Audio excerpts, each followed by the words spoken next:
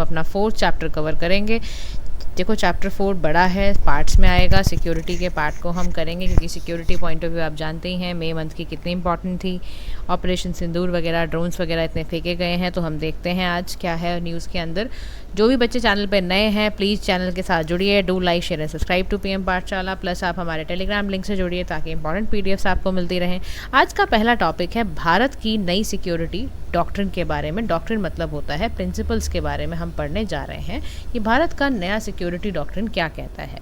News में guys ये इसलिए रहा क्योंकि हमने सक्सेसफुली ऑपरेशन सिंदूर को निभाया, एड्रेस किया नेशन को। प्राइम मिनिस्टर ऑफ इंडिया ने बोला कि भारत की जो नई सिक्योरिटी डॉक्ट्रिन है वो बहुत बड़ा शिफ्ट है कि इंडिया किस तरह से काउंटर टेररिज्म को जवाब देगा, कैसे टेररिज्म को ख़त्म करेगा, कैसे जवाब देगा, वो सारा शिफ्ट के बारे में हम डिस्कस करने जा रहे हैं। देखो ऑपरेशन सिंदूर एक बहुत ही डिसाइसिव डिवर्चर है। आप सोचो कहाँ उस समय सिर्फ बोला गया था कि ऐसे साइरेंस बजेंगे और कहाँ फिर एक ऑपरेशन सिंदूर अचानक से किया गया। तो ना इसके 3 कोर पिलर्स हैं इस ऑपरेशन के, इस डॉक्ट्रिन के तहत, उसको हम समझते हैं आज। पहला पिलर है डिसाइसिव रिटेलिएशन, यानी साफ तौर पे भारत ने अब ये बता दिया है कि कोई भी टेरर अटैक अगर भारत की ज़मीन पर होगा तो उसको स्ट्रॉन्ग एंड रिजोल्यूट रिस्पॉन्स ज़रूर दिया जाएगा। रिटेलिएशन उसके अपने टर्म्स के हिसाब से ज़रूर दिए जाएंगे। इसीलिए भारत ने जब ऑपरेशन सिंदूर किया तो 9 मेजर टेररिस्ट हब्स को स्ट्रक किया अक्रॉस पाकिस्तान, पाक occupied Jammu and Kashmir, headquarters लश्कर तैयबा, जैश ए मोहम्मद के हमने हेडक्वार्टर्स को भी वहाँ पर पूरा स्ट्रक करने की कोशिश करी। अगर हम शिफ्ट की बात देखें तो क्योंकि हम पढ़ने यही जा रहे हैं कि नया एक शिफ्ट देखने को मिल रहा है सिक्योरिटी डॉक्ट्रिन में, तो इससे पता चलता है कि इससे हमारा जो थ्रेशोल्ड रिस्पॉन्स है इट हैज़ लोअर्ड। कोई भी मेजर अटैक फ्यूचर में भी होगा तो हम मिलिट्री इकोनॉमिक कॉस्ट सपोर्ट करते हुए टेररिज्म को नहीं देखेंगे, बिल्कुल इस तरह का लेंगे एक रिस्पांस जो कि बहुत एक सिग्निफिकेंट होगा। हमें अगर ज़रा सा भी लगेगा तो हम बिल्कुल डेटर करेंगे कोई भी मेजर टेररिस्ट अटैक अगर आगे होता है। इससे देखो ये बहुत ज़रूरी भी था गाइस, अगर हम ये नहीं करते ना ऑपरेशन सिंदूर तो हम पे फिर अगर लोग सोच लेते हैं, हमारी जितनी भी एनिमी कंट्रीज़ हैं वो सोच लेते हैं कि यार भारत तो कुछ जवाब देता ही नहीं है, तो फिर उससे क्या होता है कि फ्यूचर में आपके टेररिस्ट अटैक बढ़ेंगे, आपकी कॉस्ट मिलिट्रली इकोनॉमिक कॉस्ट बढ़ेगी। तो ये बहुत ज़रूरी था कि इस तरह का डिसाइसिव रिटेलिएशन लिया जाए। सेकंड जो पिलर है इस बार का सिक्योरिटी डॉक्ट्रिन का वो है no tolerance for nuclear blackmail. आप जानते हो पाकिस्तान से हमें आए दिन ये आता ही रहता है कि अगर हमें कुछ नहीं बचा, हमें कुछ नहीं समझ में आया तो हम भारत पे न्यूक्लियर थ्रेट देता रहता है, न्यूक्लियर अटैक कर देंगे। तो भारत ने भी साफ तौर पर अपनी सिक्योरिटी डॉक्ट्रिन में ये लिख दिया है कि हमें कोई टॉलरेंस नहीं रखेंगे for nuclear blackmail. India will not be intimated bye nuclear threats. कोई सेफ टेररिस्ट हेवन वगैरह ऑपरेट नहीं किए जाएंगे, प्रिसाइज एंड डिसाइसिव स्ट्राइक किया जाएगा। तो इंडिया ने देखा नहीं आपने, जैसे ही देखो आप जब पाकिस्तान के एम्बेसडर मिले टू रशिया, वॉर्न किया उन्होंने भी, कुड रिसॉर्ट फुल मिलिट्री आर्सनल्स को भेजा जाएगा और अगर it is attack by India और न्यू दिल्ली तो डिस्टर्ब किया जाएगा पाकिस्तान के पानी की सप्लाई को। तो आपने देखा था इंडस वाटर ट्रीटी भी हमने ख़त्म कर दी थी कि भाई ये क्या चल रहा है, पानी और खून एक साथ कैसे बह सकता है। अब ये ज़रूरी क्यों था, no tolerance for nuclear blackmail क्यों ज़रूरी है? इससे ना हम सेल्फ डिफेंस की तरह यूज़ कर रहे हैं। हम कह रहे हैं कि हमारी पास्ट वाली अब ना डॉक्ट्रिन नहीं चल रही है, हम कोई भी तरह का ये इस तरह की चीज़ें बर्दाश्त ही नहीं करेंगे कि न्यूक्लियर थ्रेट हमें कोई दे। तो इंडिया ने साफ तौर पे कहा अपने हमारे ग्राउंड पे अगर ये करके दिखाएगा, India stood its ground even when Pakistan ambassador to Russia warned that Islamabad could resort to its full military arsenal. तो चाहे न्यूक्लियर वेपन्स को करेगा। तो भारत ने भी साफ कह दिया जी देखो खून और पानी एक साथ नहीं बहेगा, तो आप हमें इस तरह के थ्रेट मत दो। तीसरा पिलर जो इस डॉक्ट्रिन का है वो है no distinction between terror sponsor and terrorist. India ने साफ तौर पे बोला है टेररिस्ट लीडर हो, गवर्नमेंट शेल्टर देती हो ऐसे एंटिटीज़ को, तो हम बिल्कुल भी बर्दाश्त नहीं करेंगे। ऑपरेशन सिंदूर ने कन्वेंशनल नॉर्म्स को भी तोड़ दिया है। बिल्कुल डीप में जाके हमने पाकिस्तान के मेन लैंड में जाके इस बार स्ट्राइक किया है।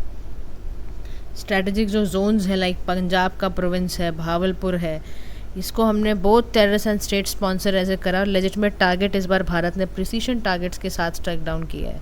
अब इससे होगा क्या, इससे ना हमारा देखो it establish the state sponsor terrorism.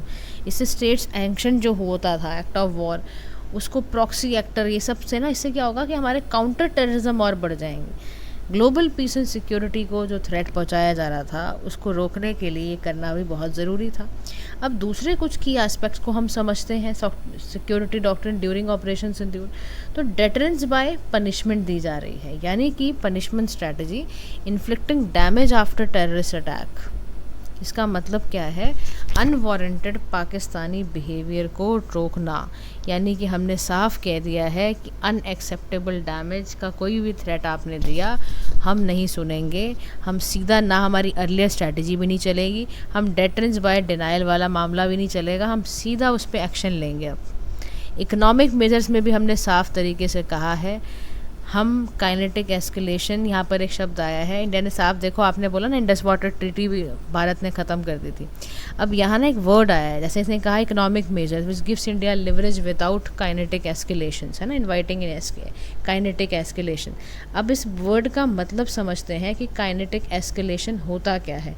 तो काइनेटिक एस्केलेशन का गाइस मतलब ये होता है कि कोई भी ना कॉन्फ्लिक्ट को प्रोग्रेस करना, डिस्प्यूट को डायरेक्ट करना, फिजिकल वायलेंस फैलाना, वेपन का इस्तेमाल करना, फोर्स का इस्तेमाल करना। तो मिलिट्री कॉन्टेक्स्ट में आप यहाँ क्या कर रहे हो? नॉन फिजिकल से इनडायरेक्ट फॉर्म ऑफ कॉन्फ्लिक्ट करने की कोशिश कर रहे हो, इकोनॉमिक सेंक्शन लगा रहे हो, साइबर वॉरफेयर कर रहे हो, जैसे भारत ने करा अभी कि इंडस वाटर ट्रीटी को ही कह दिया कि भैया हम पानी नहीं देंगे इनको अब से। With Jio political signal, India has dispatched 7 high level all party delegation भेजा है अदर कंट्रीज़ में भी, ताकि हम टेररिज्म के अगेंस्ट काम कर पाएँ। टेररिज्म का अगेंस्ट यानी कि भारत ने साफ तौर पे कहा है टेररिज्म नहीं सहा जाएगा।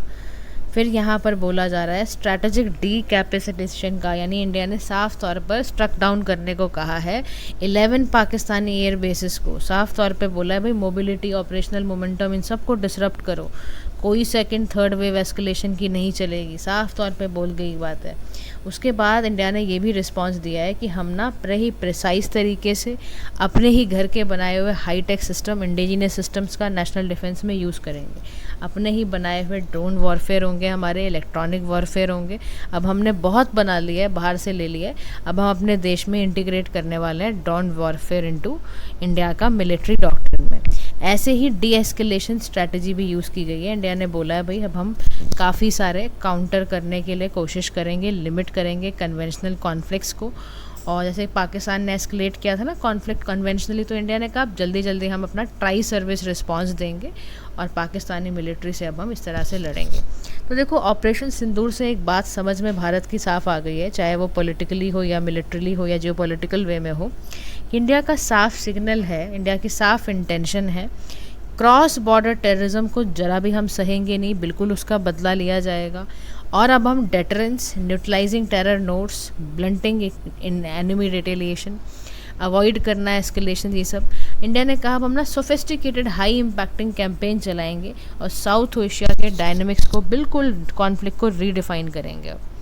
तो साफ तौर पे भारत ने अपनी बात को भी कर दिया है कि अब इस तरह की चीज़ें बिल्कुल भी सही नहीं जाएंगी। नेक्स्ट हमारा जो टॉपिक शुरू होता है वो है डिफेंस टेक्नोलॉजी इन ऑपरेशन सिंदूर, यानी ऑपरेशन सिंदूर करते समय हमने कौन कौन से अपने डिफेंस टेक्नोलॉजी का इस्तेमाल किया, उसके बारे में आज हम पढ़ने जा रहे हैं। ऑपरेशन सिंदूर में डिस्प्ले हुआ इंडिया की टेक्नोलॉजिकल सुपरियॉरिटी का पता चलता है। किसका पता चलता है? इंडिया की टेक्नोलॉजिकली। भाई हमने बहुत ही प्रिसाइज और बहुत ही हमने एकदम स्ट्रक डाउन किया है वही चीज़ें जो हमें करनी थी, या जो भी जहाँ पर भी टेररिज्म को बढ़ावा दिया जा रहा था हमने वहीं फोड़ा है। तो इससे ये पता चलता है कि भारत के मिलिट्री ऑपरेशंस एयर स्पेस में काफ़ी कैपेबिलिटी है। अब ये क्या क्या सिस्टम हमने यूज़ किए हैं वन बाय वन हम समझते हैं। देखो इंडियन एयरफोर्स ने इंटीग्रेट करा था एयर कमांड को और कंट्रोल सिस्टम को, automated command and control system से हमने सारा डेटा लगाया और जितने भी डिफेंस असेट्स थे, चाहे वो ग्राउंड बेस्ड रडार हो, एयरबॉर्न सेंसर्स हो, कम्युनिकेशन नोड्स हो, सबको हमने यूज़ करा और एक कॉम्प्रिहेंसिव बैटल फील्ड को हमने क्रिएट करा, सिचुएशनल अवेयरनेस क्रिएट करी। अच्छा, इसको डेवलप किसने किया था? हमारा भारत इलेक्ट्रॉनिक्स लिमिटेड ने, जो कि हमारी एक public sector aerospace defence electronics company है, उसने ये बना के हमें दिया था। फिर हमने क्या किया, बैलिस्टिक मिसाइल का भी इस्तेमाल किया डिफेंस में नेटवर्क्स मिशन कंट्रोल सेंटर के साथ। कॉन्स्टेंटली इंडियन एयर स्पेस ने क्या करा है, नेटवर्क एक लगा दिया था, लॉन्ग रेंज ट्रैकिंग रडार लगा दिए थे 500 किलोमीटर की रेंज में। इसमें ना हमने स्वॉर्ड फिश रडार का भी इस्तेमाल किया है। अब इससे सारी हमें इन्फॉर्मेशन मिलती जा रही थी। तो Indian air force national technical research organisation ने टेरा सिस्टम तो इजराइल से हमने लिया था, उससे भी हमने रिसर्च एंड डिटेक्शन करी थी। नेत्रा हमने airborne early warning control system जो कि डीआरडीओ ने डेवलप किया था, 240 डिग्री का रडार था ये भी 200 किलोमीटर की रेंज तक देख सकता था। 3 हमने इजराइल के फाल्कॉन एयरबॉर्न वार्निंग ये सब सिस्टम यूज़ किए थे। इंडियन आर्मी ने आकाश तीर का भी इस्तेमाल किया था। इससे क्या होता है कि डिटेक्ट करना हो, कोई ट्रैक करना हो, एनिमी का एयरक्राफ्ट देखना हो, ड्रोन चेक करने हो, मिसाइल चेक करने हो, रडार सिस्टम देखने हो, तो ये सारे के सारे भारत इलेक्ट्रॉनिक लिमिटेड द्वारा ही बनाए गए थे। ये भी चेक करना शुरू कर दिया। उसके बाद था इंडियन नेवी का त्रिगुण, यानी ये इंडिया के नेवी का मैरीटाइम डोमेन अवेयरनेस प्लेटफॉर्म है, जिसने सी बेस्ड रडार्स का, सोनार्स का, कम्युनिकेशन नोट्स का ये सब यूज़ करना शुरू कर दिया। फिर satellite monitoring through NavIC navigation with Indian constellation का यूज़ हुआ। इसरो ने बनाया था ये कि कैसे पोजीशन करना है, किस वेलोसिटी में सर्विस देनी है, किस रीजन की तरफ ध्यान देना है। 7 सैटेलाइट लगाई गई इसमें, तब जाके पूरा जियो स्टेशनरी ऑर्बिट को प्लेस करा और तब जाके हमें इतना हम प्रिसाइज अटैक कर पाए। अब इंडिया का ना मल्टी एयर्ड हो चुका है, हमारा multi layered air defence system हो चुका है। 4 लेयर में हमारा बना है। फर्स्ट लेयर में काउंटर ड्रोन मैनपैड्स होते हैं। सेकेंड लेयर में पॉइंटेड हम air defence short range surface to air missile use करते हैं। थर्ड लेयर में हम medium range surface to air missile. Fourth में हम long range surface to air missiles का इस्तेमाल करते हैं। अब फर्स्ट लेयर यानी कि वेरी शॉर्ट रेंज की बात अगर हम करें तो यहाँ ना D4 एंटी ड्रोन सिस्टम है। ये D4 का मतलब है जो ड्रोन डिटेक्ट करे, डेटर करे, डिस्ट्रॉय करे। इसको डेवलप किसने किया है? DRDO और प्रोडक्शनाइज्ड बाय BEL के द्वारा इसको यूज़ करा गया है। डुअल लेयर्ड किल मैकेनिज्म है। इसमें एक हार्ड किल होता है और एक सॉफ्ट किल होता है। हार्ड किल का मतलब होता है कि इसमें laser directed energy weapon system का इस्तेमाल किया गया है। सॉफ्ट किल का मतलब होता है कि इसमें ड्रोन कम्युनिकेशन चैनल वगैरह लगाए गए हैं, ड्रोन डिटेक्शन एंड ट्रैकिंग वगैरह यूज़ करी गई है। ऐसे ही इसमें man portable air defence system भी है। सरफेस टू एयर मिसाइल भी यूज़ करा गया है ताकि कैरी हो पाए, फायर किया जा सके आराम से। और भारत ने प्रोक्योर किया था, रशिया का मैनपैड्स इसमें हमने लगाए थे। हमने एक स्किजिलिका सिस्टम भी यूज़ करा था, सेल्फ प्रोपेल्ड रडार गाइडेड ये एंटी एयरक्राफ्ट वेपन सिस्टम था। ये ध्यान रखना, ये रशिया से हमने इसको भी लिया। फिर एक ZU-23mm सिस्टम था, एंटी, इसमें twin barrel anti aircraft gun लगा हुआ था। ठीक है ना। इसके साथ क्या होता है, ये बड़ा इफेक्टिव तरीके से 2.5 किलोमीटर एयर टारगेट को करते हुए जाता है और ग्राउंड से ये 2 किलोमीटर तक जा सकता है। तो ऐसा सिस्टम यूज़ हुआ। फिर एंटी क्राफ्ट हमने गन यूज़ करी 40 mm की, ताकि इसमें रडार का इलेक्ट्रिक ऑप्टिकल सर्विस लगाकर हमने ट्रैक करा। और इसमें हमने स्वीडन के बोफोर जो मैन्युफैक्चर भारत में होता है वो भी यूज़ करे हमने। फिर सेकंड रेंज में जो सेकंड लेयर थी, जो शॉर्ट रेंज हम इसे कह रहे हैं, इसमें हमने आकाश का इस्तेमाल किया था। अब आकाश क्या है? Surface to air missile system है, ताकि जो भी हमारे वल्नरेबल एरियाज़ हैं या वल्नरेबल पॉइंट हैं फ्रॉम एयर अटैक, उसको बचाने के लिए। तो करंटली इन सर्विस ये इंडियन एयरफोर्स और इंडियन आर्मी दोनों इसको इस्तेमाल करती है। फिर इसमें आपको पता ही है 2016 में आकाश का नेक्स्ट जनरेशन वाला अप्रूव किया था सरकार ने।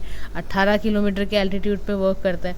ऐसे ही स्पाइडर ये क्या था? Surface to air python and Derby. ये क्विक रिएक्शन देता है। इसके अंदर ना पूरी कैपेबिलिटी होती है एयरक्राफ्ट्स को इंगेज करने की, हेलीकॉप्टर्स को इंगेज करने की इसमें पावर होती है। इजराइल ने बनाया ये सिस्टम। ठीक है। इसमें पाइथन 5 और डेरबाई दोनों यूज़ किए जाते हैं। भारत ने परचेज़ किए थे ये, क्योंकि 35 किलोमीटर्स की रेंज पे जाते हैं। फिर लेगेसी जो हमने सोवियत सिस्टम से जो ली है वो सब हमने इस्तेमाल किया।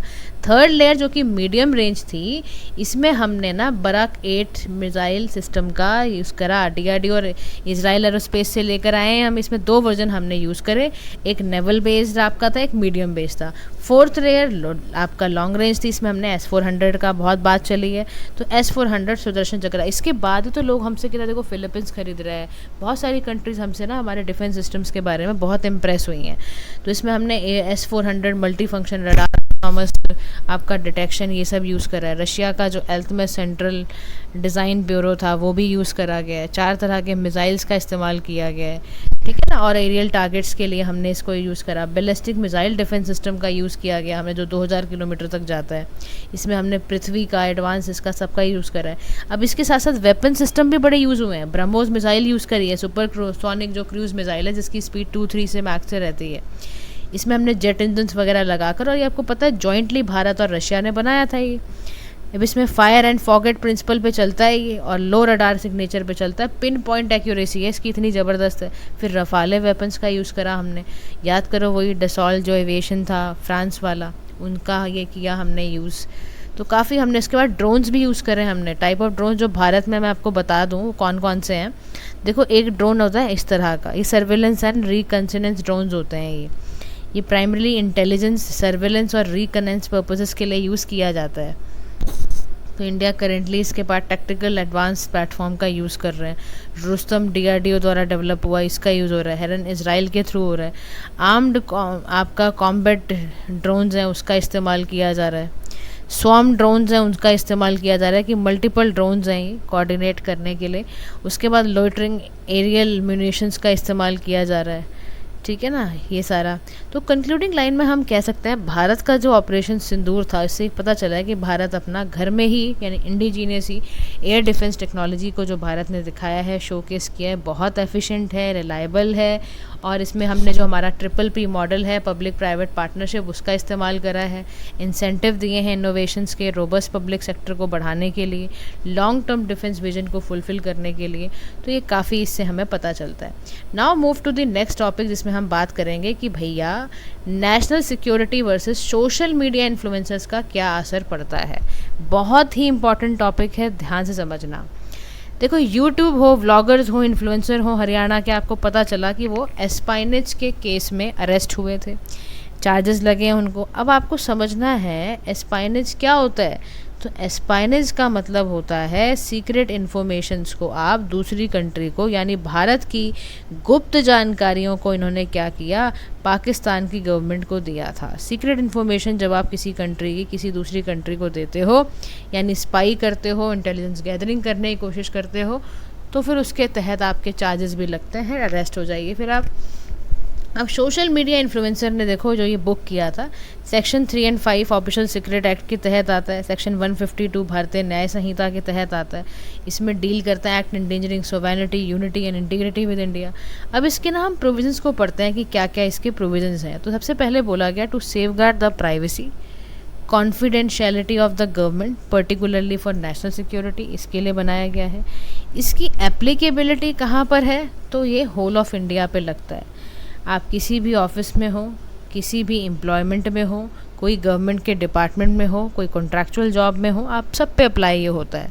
इंपॉर्टेंट फीचर्स इसके क्या हैं कि स्पाइनेज सेडिशन से डील करता है, कंट्री को कोई भी चीज़ का थ्रेट हो रहा हो, इंटीग्रिटी पे असर पड़ रहा हो। सेक्शन 22 इसमें RTI भी लग जाता है। सेक्शन 8 का second part clause RTI act का, वो सब भी लगते हैं। अब अगर इसमें अगर मान लो आप आ गए हो, तो आपको इंपॉर्टेंट सेक्शंस के तहत पेनल्टी भी देनी पड़ती है। सेक्शन 3 के तहत पेनल्टी फॉर स्पाइंग और रॉन्गफुल कम्युनिकेशन अगर आपने पहुँचाया, सेक्शन 5 लगता है। अब सोशल मीडिया इन्फ्लुएंसर सोचो कितना बड़ा थ्रेट बन चुके हैं नेशनल सिक्योरिटी को लेकर, क्योंकि वो क्या करते हैं, लोगों को मानसिकता को बदलने की कोशिश करते हैं, एक साइकोलॉजिकल वॉरफेयर खेलते हैं।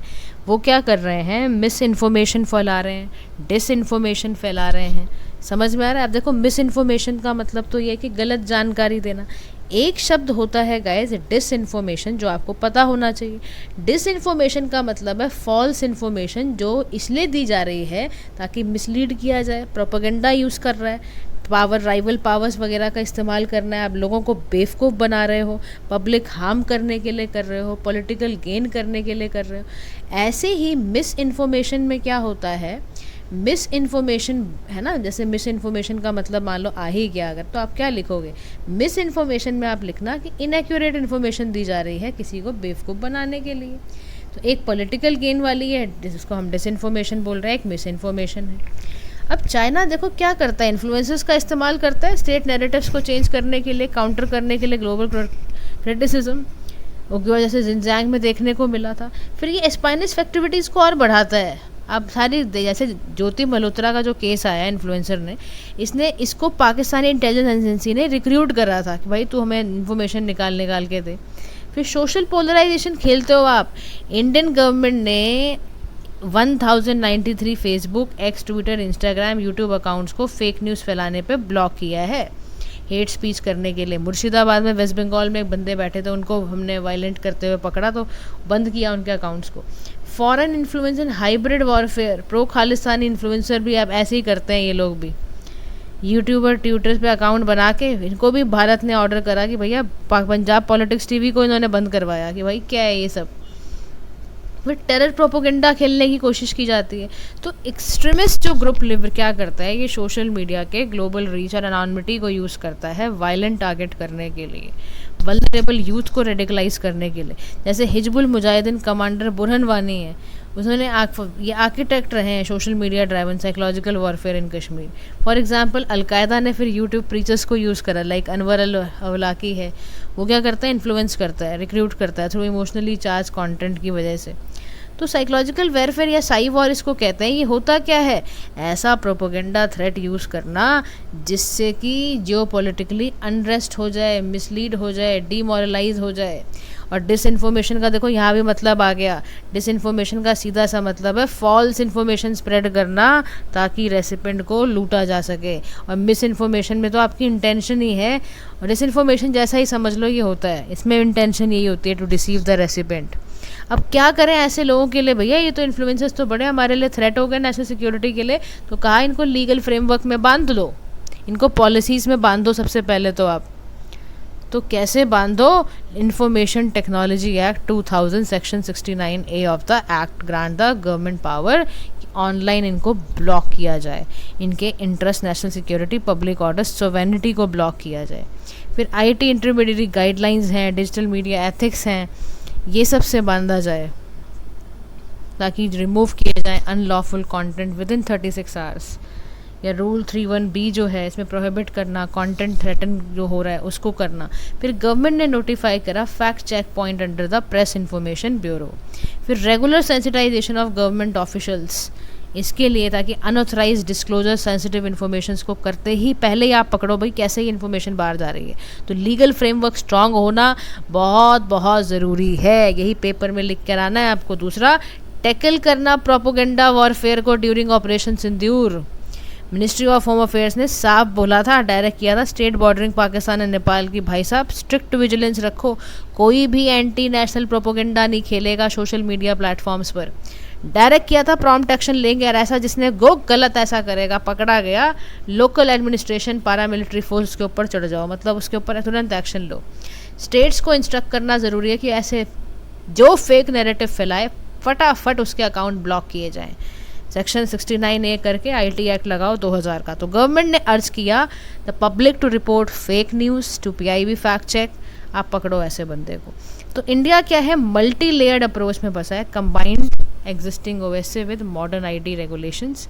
एक कॉम्प्रिहेंसिव आप फ्रेमवर्क बनाओ that addresses both traditional espionage and contemporary digital threats. ठीक है जी, लास्ट टॉपिक आज का कर लेते हैं, इंडिया का diplomatic outreach against state sponsored terrorism. News में क्यों था, क्योंकि भारत ने ग्लोबल डिप्लोमेटिक आउटरीच को लॉन्च करा। कब, पहलगाम अटैक हुआ था 22 अप्रैल को, उसके बाद ही हमने ये करा, ऑपरेशन सिंदूर भी चलाया, क्योंकि क्रॉस बॉर्डर टेररिज्म को हमें कोई तो जवाब देना था। तो इंडिया ने भी हाई मल्टी पार्टी डेलीगेशन, जिसमें 30 कंट्री से भी ज़्यादा लोग, member of parliament, political party, senior political leader, सबको बुलाया।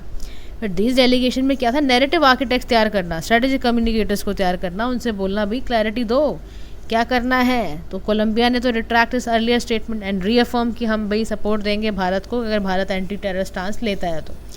अब इस ना आउटरीच की ऑब्जेक्टिव क्या होते हैं, रिफ्रेम करना कश्मीर इशू को। प्रेजेंट कश्मीर में ना इंटरनल कॉन्स्टिट्यूशनल मैटर है, कोई बायलैटरल वन नहीं रह गया है।